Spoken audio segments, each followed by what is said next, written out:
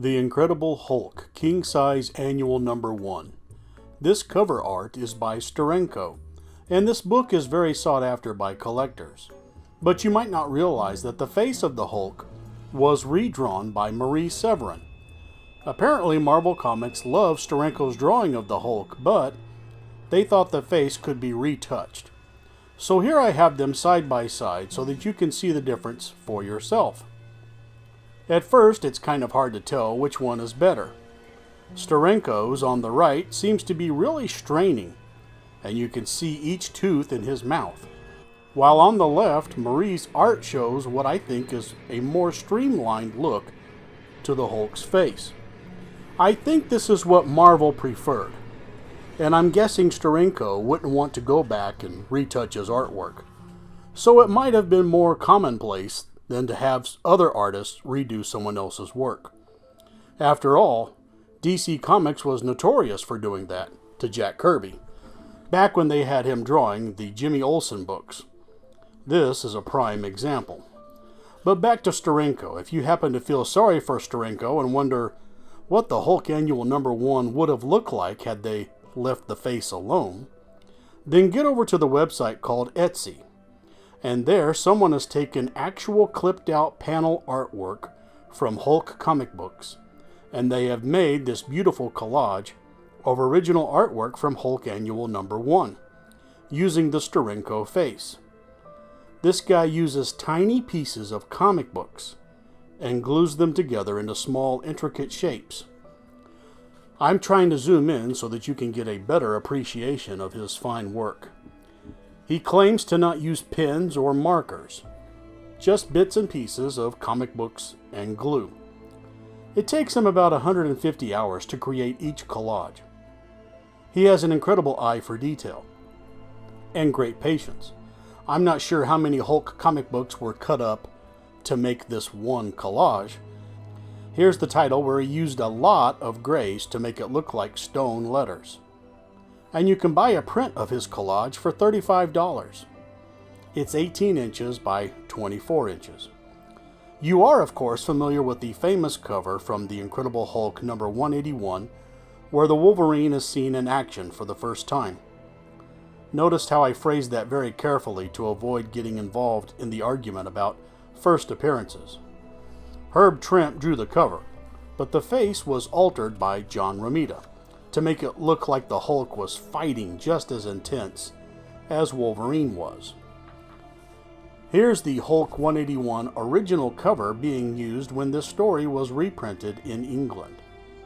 The Hulk's face doesn't look so dramatic or inspiring. Here's a close-up so you can see the differences.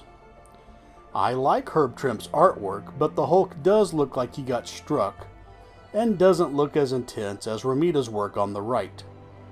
Romita's Hulk face looks like he's ready to bite off Wolverine's arm. The Spanish version seemed to go along with the Romita cover alteration, but if you look closely, you can see that it was redrawn when you compare it to the American version.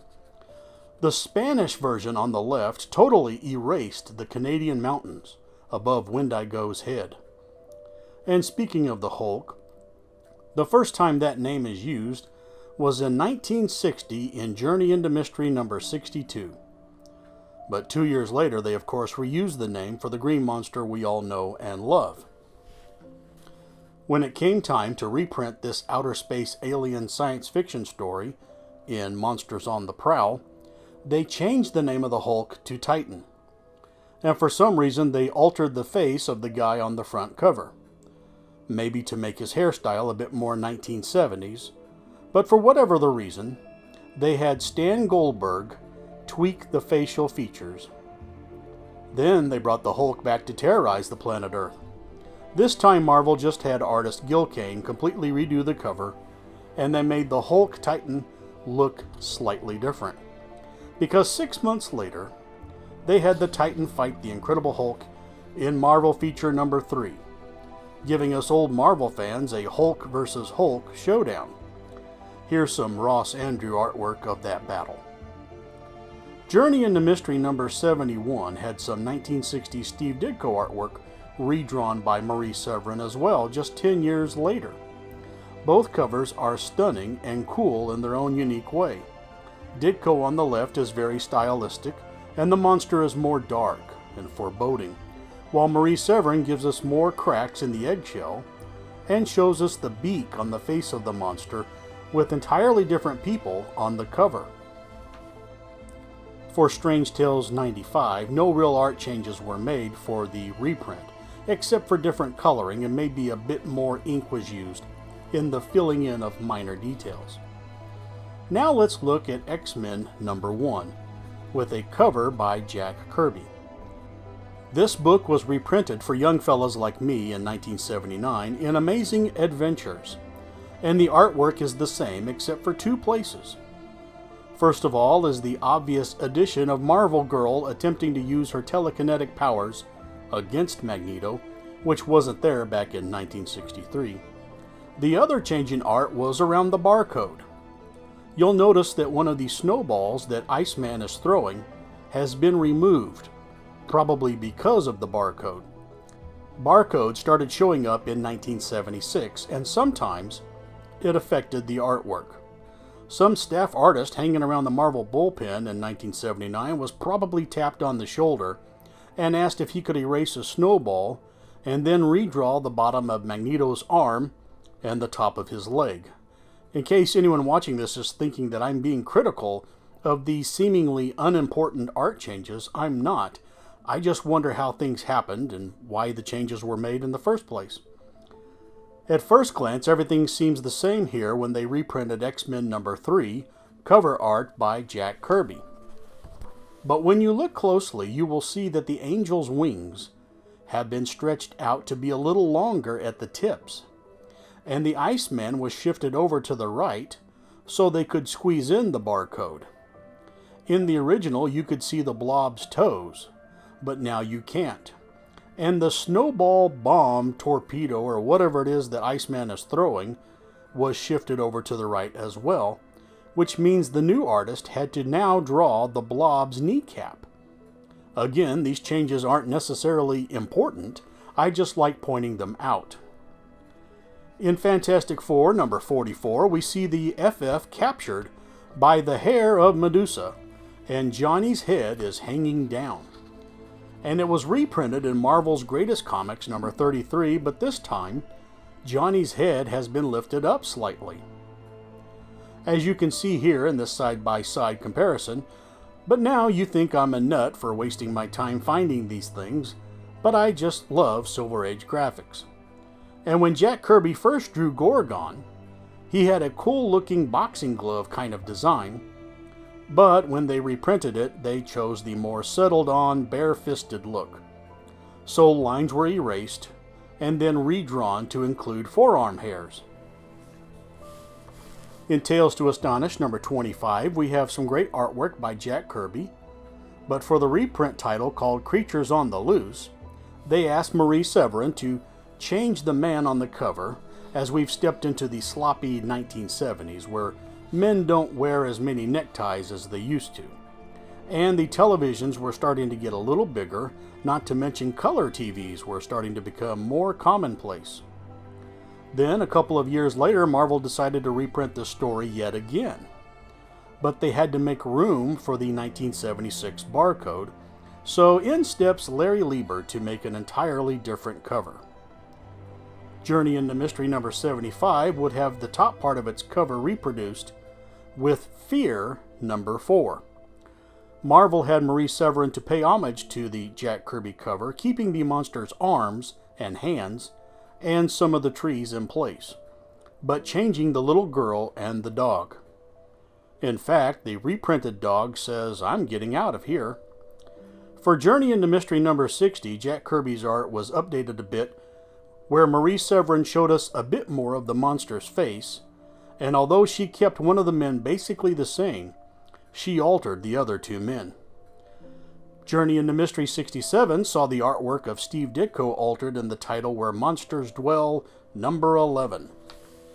Here are the comparisons. In Amazing Spider-Man number 18, the Sandman got enlarged, and they redrew Steve Ditko's art by giving the Sandman a different hand that seemed to be getting closer to us, the reader. Then in October of 1983, Marvel Tales reprinted the story again. And this time they kept the original Steve Ditko artwork. Of course, I kind of like all three. For Amazing Spider-Man number 62, some additional background artwork was added for the Marvel Tales reprint, as well as Medusa's arm is now in a different position, being stretched out more. This same outstretched arm was used in a Spanish version as well. When they reprinted Amazing Spider-Man number 67, they kept the same John Romita artwork of Mysterio's hands and the amusement park, but they upgraded their main image of Spider-Man. Avengers Number 38 cover by Gil Kane had some alterations by John Romita.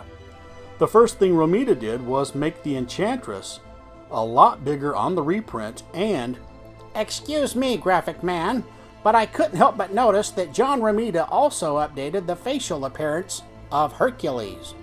And this was done because Gil Kane's drawing probably looked too much like Jerry the King Lawler." I don't think that had any bearing on the matter, but thanks for that input. Speaking of Avengers, something strange is going on in issue number 51. When they reprinted this cover, they made some strange alterations. First off, take a look at Hawkeye's arm that is hanging down.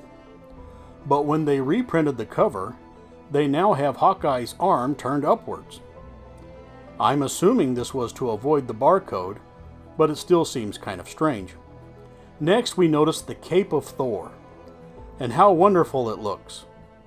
And yet for the reprint, the cape is not as full, and now it hangs down, showing you the ridiculous curve of Thor's back. And we now can see the left arm of Thor. But now, let's end on a good note. I'll show you a change that was made to cover up a mistake. Here's Avengers number 21. Our heroes are defeated by Power Man. And as we look at Captain America, we can't help but notice that Jack Kirby and his inker, Wally Wood, both forgot that Captain America has a star on his chest, not the letter A like his mask.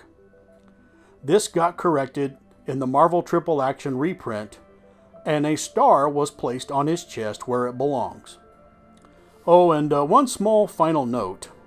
Kirby originally had 3 of Captain America's fingertips showing from underneath the shield, but the reprint decided to erase them. I don't know why. And that's all the time we have for this episode. I hope nobody got offended at our Gil Kane joke.